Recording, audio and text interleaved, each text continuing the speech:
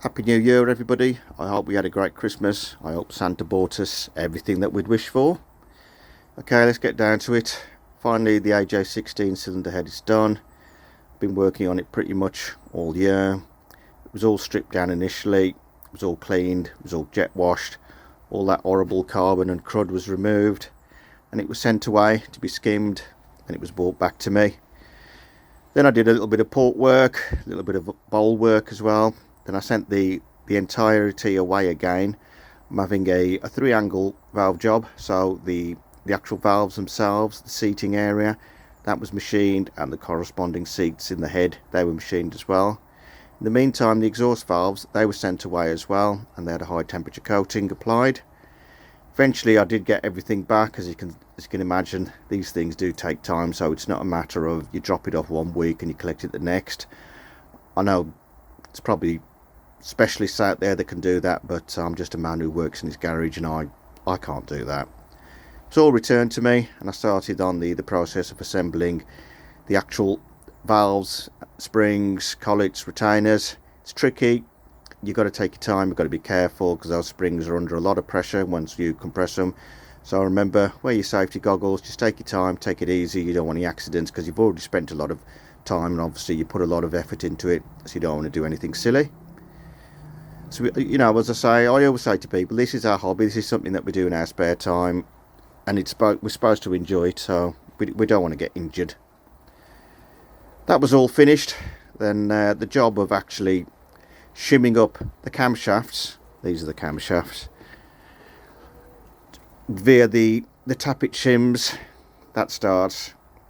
And because I've had some machining done, the standard camshaft shims, they're going to be far too large, so you're going to have to start machining. You can only do the machining on a surface grinder. You can't do it at home. Don't listen to people when they say that you can use an angle grinder or wet and dry or some sort of DIY method, because the actual tappet shims themselves, don't know whether I've got any, no, I haven't got any lying about. The actual tappet shims themselves, they're made out of hardened tool steel, and there's just no way you wouldn't even if you could make any sort of indentation or remove any material from them, should I say, that's a better term, it just wouldn't be accurate. And this has got to be accurate, because it's all got to be within 12 and 14 thou. These engines are all metric, but I haven't got any metric feeler gauges, so I'm still working in thou. I'm lucky, I took them to work, got the guys in the tool room to do it, so that was all sorted out. These actual camshaft journal carriers, they are actually individual. So when this was all cast in factory, these carriers, when they're fitted, they're all aligned home, so they're all individual. So you can't mix them up. You can't put this one over there or put these on another engine, because they're not going to fit, and the camshafts will actually bind. That's why these are all colour coded. I remember somebody did ask me. I used food colouring, so if you can eat it, I'm sure you can put it in your engine. So they're all colour coded, as I say. So this is inlet, that's exhaust. They're all numbered. They're even numbered from factory as well. If I can zoom in there, you can see that's number 7. I'm using new bolts to hold it all down. These have all been torqued to spec as well. The cylinder head itself, it's bolted onto a dummy engine.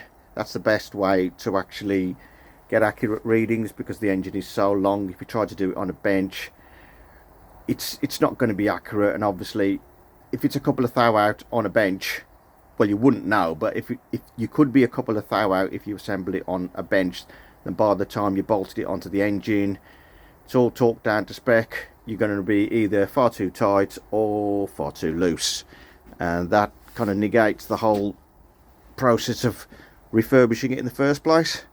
As I say, it's all ready to go now. These bolts that are bolted onto the dummy engine, all these bolts here, these were off the original engine.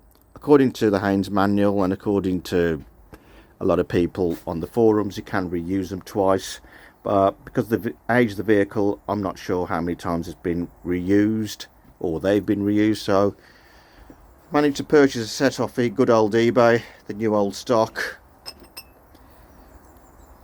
That's something there. These are actually M11, bit of a strange size, I know. I mean, why they couldn't be M10 or even M12, I don't know, but I suppose some bright boffin somewhere had a reason. So say, it's all ready to go now. The camshafts are all in their correct orientation. So there's the little indentation, that's supposed to be pointing right up.